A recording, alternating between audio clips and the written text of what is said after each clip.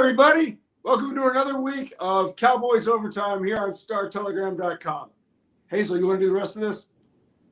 All right, Clarence, I tried to get the dog to do this. Didn't really work out. Get lost. I am Mac Engel, Footwear Star Telegram columnist, joined by Mr. Clarence E. Hill Jr. Clarence, a little under the weather. First question right out of the gate before we get into playoff talk. Are you retiring? You know, I'm not 71 or 72, Mac. I know I've been here a long time, but I mean, I'm not the age of Pete Carroll and Nick Saban, okay?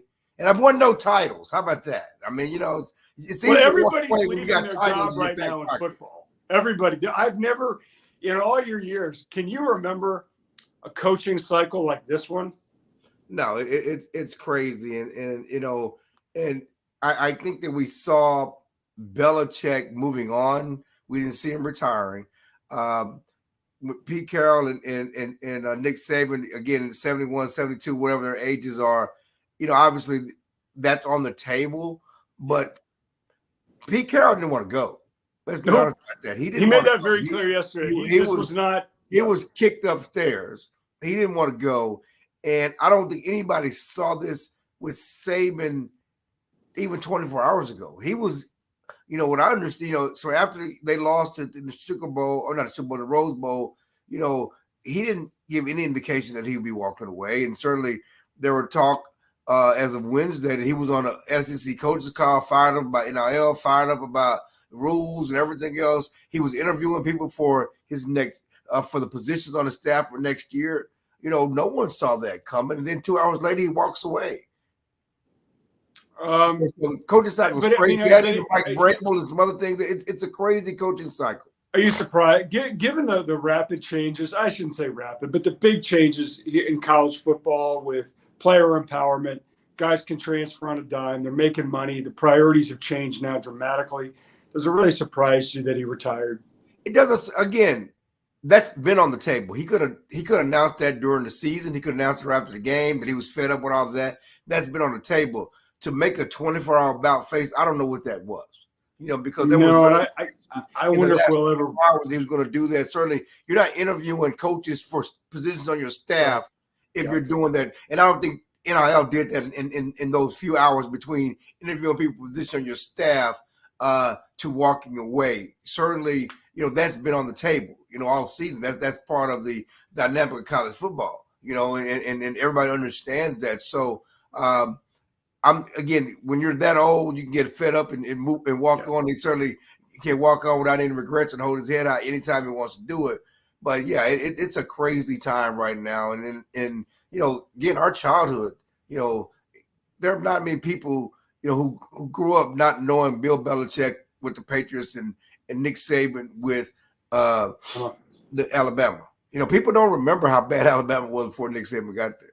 Yeah, there was a good 10-year period. They had a good bump with Gene Stallings and our good friend George Teague winning a national championship. And then after Gene Stallings retired, Alabama under DuBose, Dennis Franchione, and some other coaches. Franchione, Mike Price. I mean, Mike Price. I really think that, you know, what he did, it changed college football for better or for worse. He changed it. 6 national championships. That's a hell of a run in like 18 seasons or whatever it was. But, you know, certainly all these coaching changes leads us into our first topic, which is, you know, the Cowboys host a playoff game. They have finished 12-5, 3 consecutive seasons. They won the NFC East. And of all the crazy narratives that exist out there, and, you know, with the Dallas Cowboys, you have to entertain all of them. Does Mike McCarthy really need to win this game to keep his job?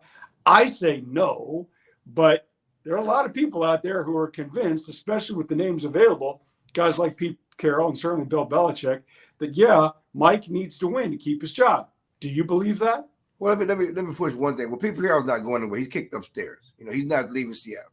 But Bill Belichick has certainly been a name that's been linked to the Cowboys. You know, I pushed back with Gary Myers was throwing it out there on, you know, a New York person who used to be a former Cowboys insider was pushing that on before the Washington game. And certainly Adam Schefter and some other guys, Pro Football Talk, pushed the Bill Belichick to the Cowboys scenario. I just don't know how that works. I don't think the Cowboys are trading draft picks for Bill Belichick. I don't know if Jerry wants to work with Bill Belichick, and certainly they have a lot of respect for him. But I will say this, that we asked Jerry after the game on Sunday, after they beat Washington and all the celebratory about 12-5 and winning the division, about Mike's job security. And Jerry basically said, I like Mike. The record speaks for itself, but we'll see how each game goes. That's Jerry. Yeah, no. And he went on the radio the next day to quote unquote clarify. He didn't clarify anything. He just said Mike's under contract. I love Mike. He's under contract. Well, he has 1 year left on his deal. Right. He's not going to go in the next year as a lame duck coach with 1 year left on his deal. You have to make a decision about his future after this season. Yep. And how he does in the playoffs. Certainly, if he goes one and done and lose to his old team, I mean, all bets are off. Let's be honest about that. I don't care if there's 1 year left on the deal or not. Okay. Do you and I covered the Bill Parcells era together. Jerry made some concessions to make that relationship work. And it did work. I think there's this idea out there that Jerry didn't like Bill and Bill didn't like Jerry. Everything I ever heard was contrary to that they genuinely did like each other. I'm not sure Bill, according to people I talked to, really thought Jerry knew what he was doing when it came to running a football team. That was a long time ago, too. That was more than 15 years ago. The relationship did work. But I do remember Jerry saying a lot of times after he hired Wade Phillips, nobody thought I could work with a guy like Bill and see that kind of personnel, and I'm paraphrasing, that kind of personnel power to a head coach. But I did, and those were the results. And he kind of minimized it a little bit, the results, because they didn't win a playoff game. Well, now there's no way that you hire Bill Belichick and give him the keys, because he's had the keys for 20 plus years in New England. And that's why I'm convinced. I just don't buy this. I don't think Jerry would go back to that model because he doesn't have to. And I don't think Bill at his age is going to take anything other than that setup. And that's why, more than anything else, where I'm like, that's not going to happen. I just don't see that pairing ever happening with the Dallas Cowboys. Agree or disagree? Yeah, I don't see it either. But I would say this: that I don't think Bill Belichick will get the keys anywhere. I mean, I think the proof is in the pudding that he's a good coach. He can't pick players. And I think anywhere he goes, he's going to have to, the loss of Scapioli, I think, in the draft, since the loss of Scapioli up in New England, certainly has told a tale of what's happened with the Patriots franchise. And I don't think anybody's going to give him complete personnel power anywhere he goes.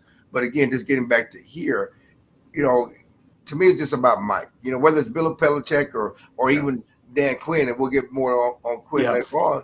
But it's about Mike, and I think Mike has done a great job. I don't think Mike got enough credit last year for what he did, winning 4 games without just starting quarterback. We see how hard it is for teams to win without just starting quarterback. And getting this Cowboys franchise, becoming the first Cowboys coach ever to win 12 straight games in 3 straight seasons. But again, the bottom line is the playoffs, and that's the big question, whether it's Mike or Dak or whoever else. What are you going to do in the postseason? Well, you mentioned the quarterback, and we're going to get into the postseason here in a minute, but we want to mention the quarterback specifically because the NFL MVP vote is coming up. It's already been done. And, when you put these categories out to us last night, what we want to talk about, when you first said, should Dak be an MVP over Lamar Jackson, the Baltimore Ravens quarterback, I was like, he's insane. There's no way Lamar Jackson is the NFL MVP. And then I looked at the numbers.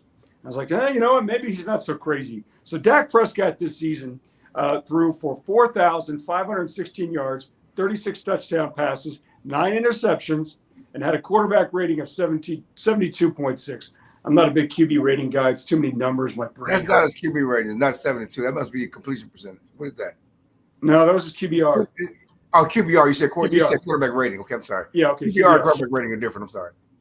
So then Lamar Jackson, different quarterbacks. Lamar Jackson for the 13-4 Ravens throws for 3,600 yards, basically, 24 touchdowns, 7 interceptions. His QBR 65.1. Now here's the big difference.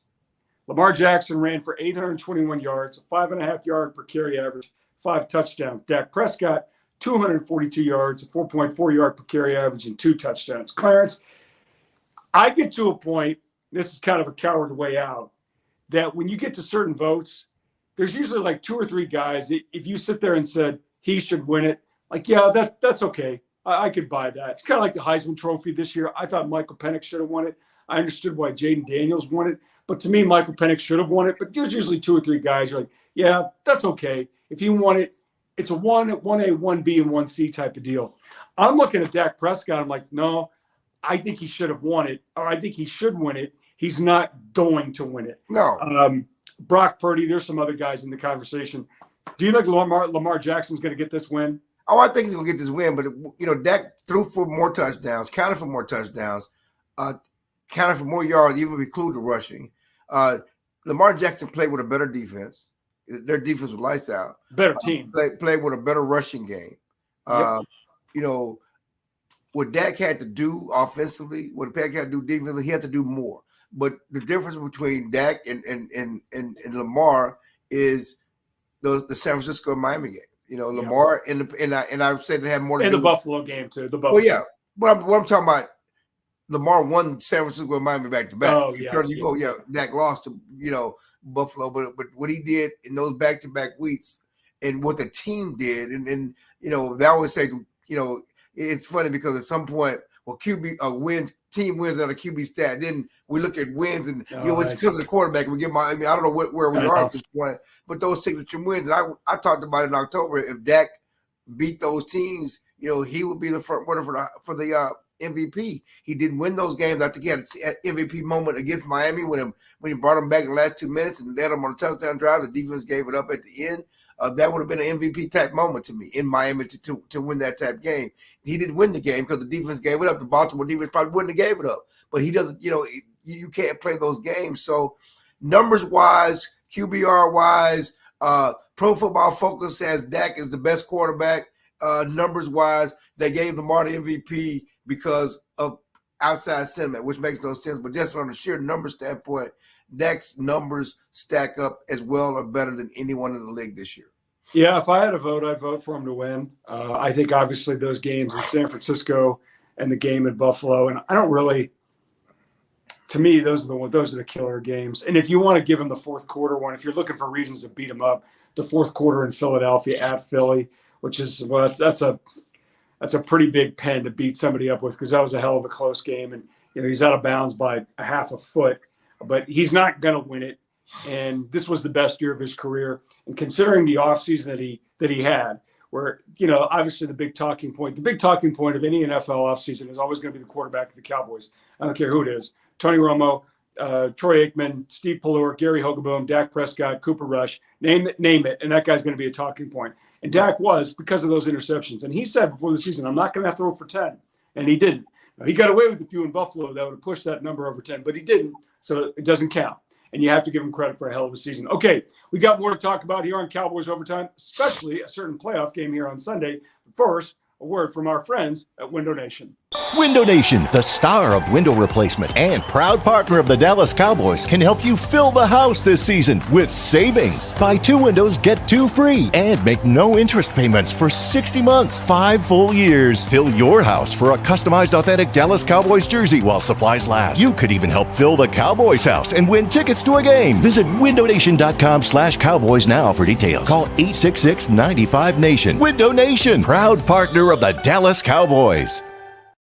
Speaking of tickets, Clarence, have you seen how much tickets are going for Sunday's playoff game between the Cowboys and Packers? You know how much? Well over $1,000. Well, and I'm talking for bad seats, like not even good seats. I'm not talking 50-yard line, 2 rows up. I'm talking like hundreds and hundreds and hundreds and hundreds of dollars up in the 400 levels. That's how much these fan bases care about these teams. And we do have a classic battle of 2 historic NFL franchises. Dallas Cowboys 12-5. Green Bay Packers, Mike McCarthy's old team, 9-8. Both teams share one thing in common, and I'm not talking about Mike McCarthy. Both teams are 7-3 in their last 10 games. Clarence, Dallas is a 7.5-point favorite. 7.5. What worries you? What worries you about this team that is a 7.5-point favorite against Mike McCarthy's old team? The worries are the Cowboys' recent playoff history, but that guy, the picture that young quarterback Jordan Love. who's playing with a hot hand, who has some nice receivers, but more importantly, the Packers' running game. They look pretty good. Aaron Jones has eaten up the Cowboys the last 2 times he's played them. He's rushed for over 100 yards each of the last 3 games, and we know the Achilles heel of this Cowboys team, this Cowboys defense, is the inability to stop the run. It's good that Jonathan Hankins is back. They look better against the run against Washington when Hankins back. He should be good to go this week. That should help the run defense, but the Cowboys have to stop Aaron Jones and that running game. When I thought about the thing that concerned me about this team is I haven't seen any of, clearly the weapon du jour is CeeDee Lamb. I mean, what a great season he's had. Top 3 wide receivers in the NFL. I mean, that guy is totally developed into such a top-flight receiver. And, Dak Prescott loves him. They're looking for him. Credit Mike McCarthy figuring out creative ways to get this guy the ball. Brian Schottenheimer, too. I mean, they've really done a great job of taking a good player, and he's developed into a Pro Bowl, all-pro player. I think my concern, other than the run defense, which no one could argue with, Clarence, who else? Tony Pollard is not the weapon that he was. Even he admitted he didn't have the kind of season that he hoped. Jake Ferguson is pretty good. Brandon Cooks is pretty good. But I don't really see another weapon outside of CeeDee Lamb. So if a team decides, we're going to take you away, we're going to sell out and take away number 88, who else is the other threat?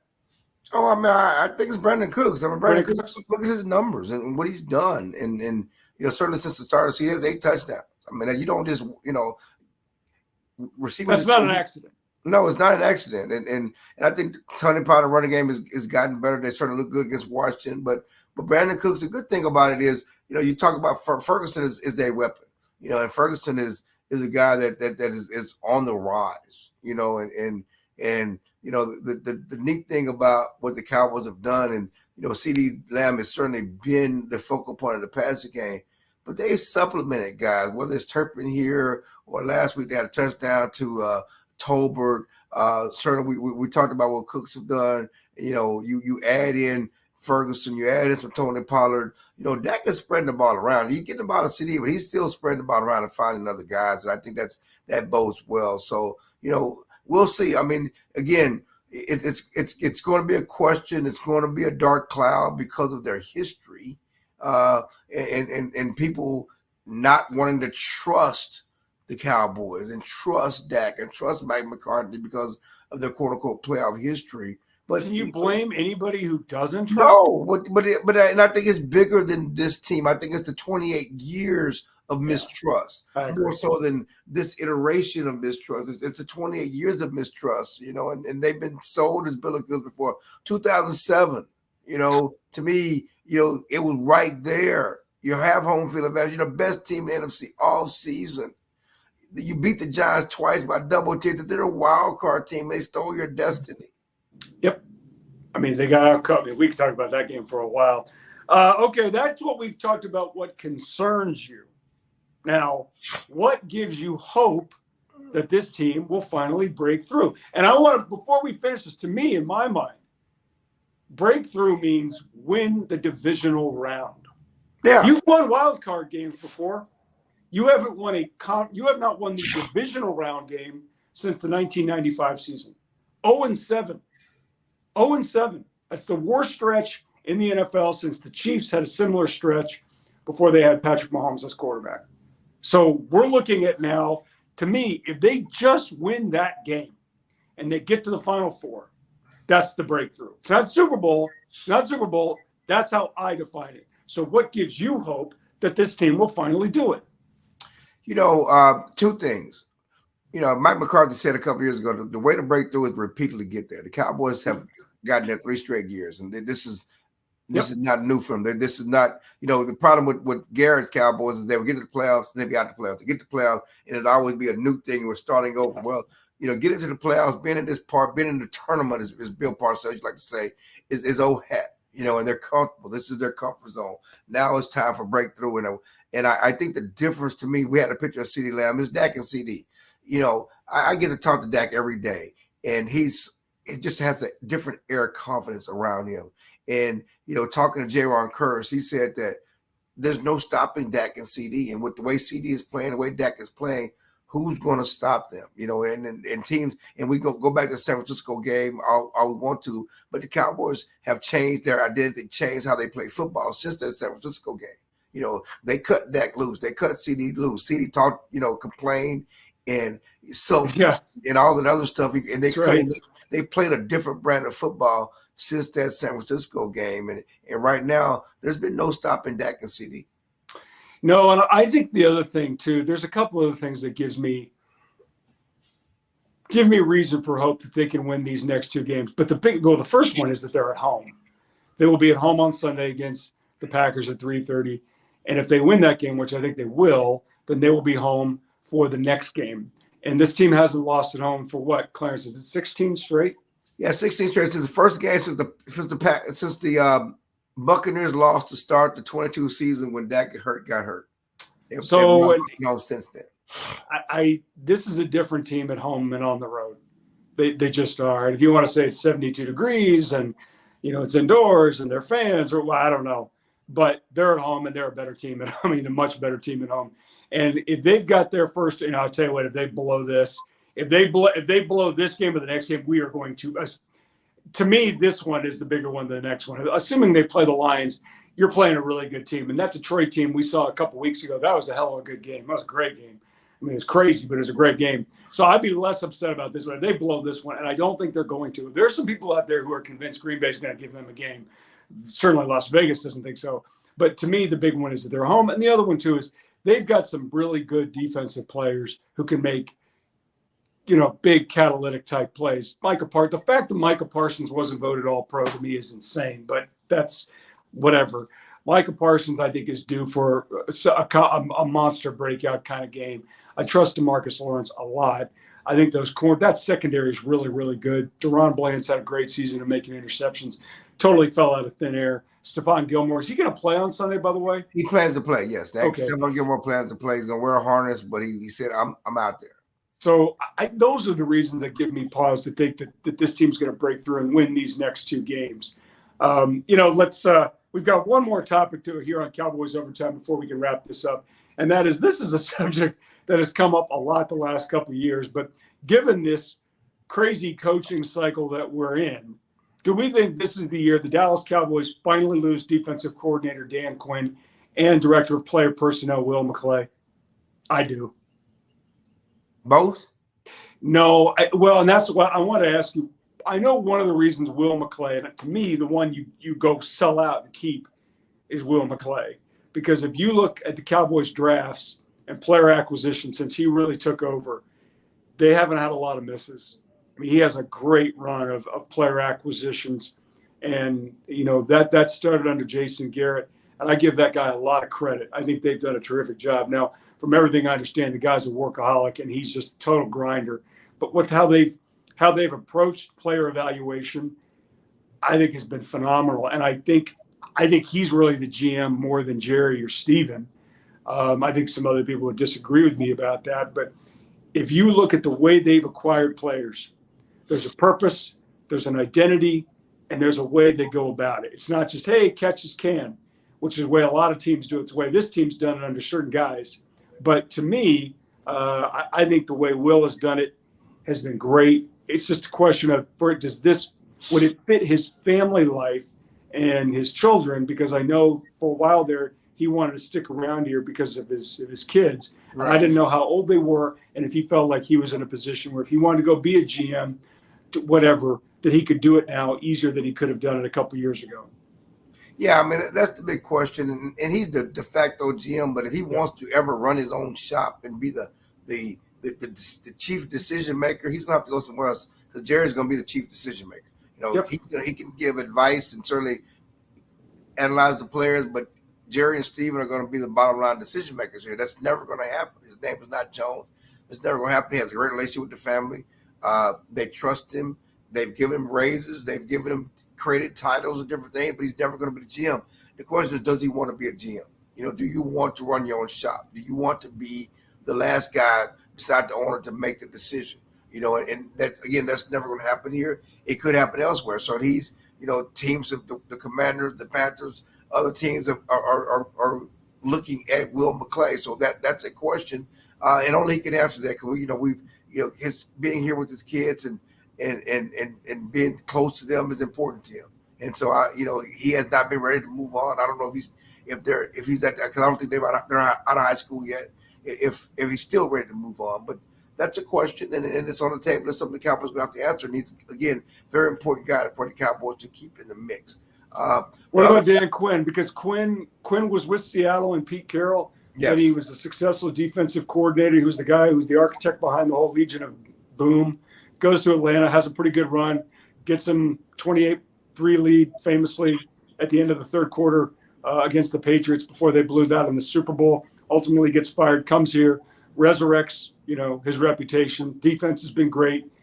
Maybe some offers last year didn't happen, gets a raise, and now he's going to be a name again for 8 million jobs that are open. There's only so. I remember talking to Mike Zimmer about this years ago. If you get your shot, you better take it now, because there's no guarantee that those opportunities are going to come next year, because you don't know who's going to be healthy, you don't know what kind of season you're going to have. So, what ultimately do you think is going to happen with Dan on this go round? The thing with Dan is the Commanders, the Panthers, the Chargers, the Titans have already made contact. Certainly with Seattle opening, that's the obvious choice because of his history there. Right. Again, he's architect of the Legion of Boom. We didn't see the Pete Carroll thing coming, but now it is here. That's, he's been choicy about the jobs he wants to take. He put himself out of running of a couple of jobs last year, but I would have to think that this is the year Dan moves on, and certainly if Seattle comes calling, that's the ideal spot for him. All right, let's go into prediction time. Cowboys host the Packers on Sunday at AT&T Stadium. The Cowboys are 7.5-point favorites. You beat me this season on picking Cowboy games.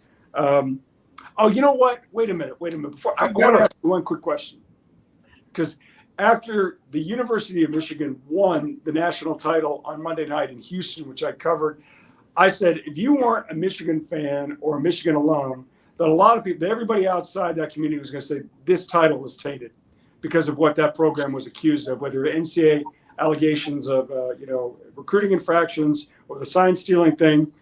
Do you think this Michigan championship is tainted? I don't think it's tainted because I think everybody cheats. So I don't think it's tainted. I think it's been a level playing field. We can talk about cheating and tainting and Barry Bonds and forever, and we're gonna be opposite sides of this, because I think that that's what we have in professional sports and college right now is professional sports, and I think it is what it is. I don't think that Michigan won this title on the field. I don't think it's tainted. But that doesn't mean it won't get taken away in a couple of years, and we'll have that conversation again. The funny thing about it, which crazy, and I don't know if I tweeted. I need to share it with you. But somebody posted that there's a weird NCAA bylaw that if Michigan's title is taken away, it will go to Texas. Not the team they beat. You're kidding. Yeah, I said somebody posted some weird bylaw that the team that lost does not get it. It goes to the next team, next highest ranked team, which is crazy to me. But anyway, I don't think it's going to get taken away. I think that, one thing I know, and you can say what you want about Harbaugh, he's won everywhere he's been.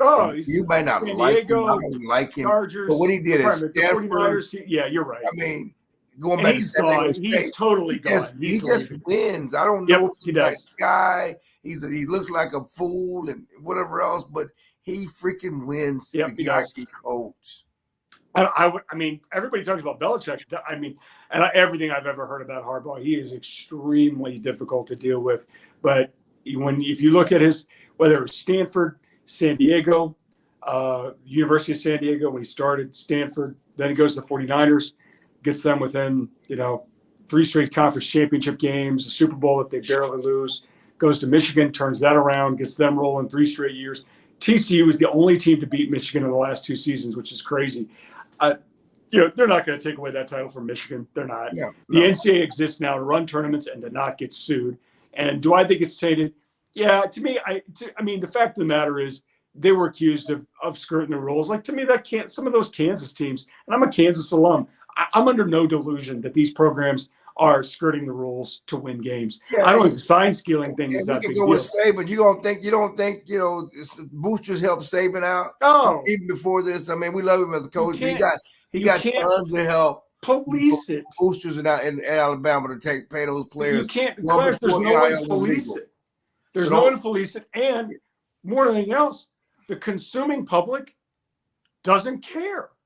They will pay $200, $300, $500,000. They'll buy it. They will buy it. They will buy it. But I guarantee you, had those accusations been linked to Ohio State University, everybody in Ann Arbor would say those are a bunch of cheating, you know what's. Okay, so let's make our prediction. Cowboys are going to win. You think the Cowboys are going to win? Will they cover a 7.5-point spread? Claire. 7 is a lot. I don't think they cover, but I certainly think they win.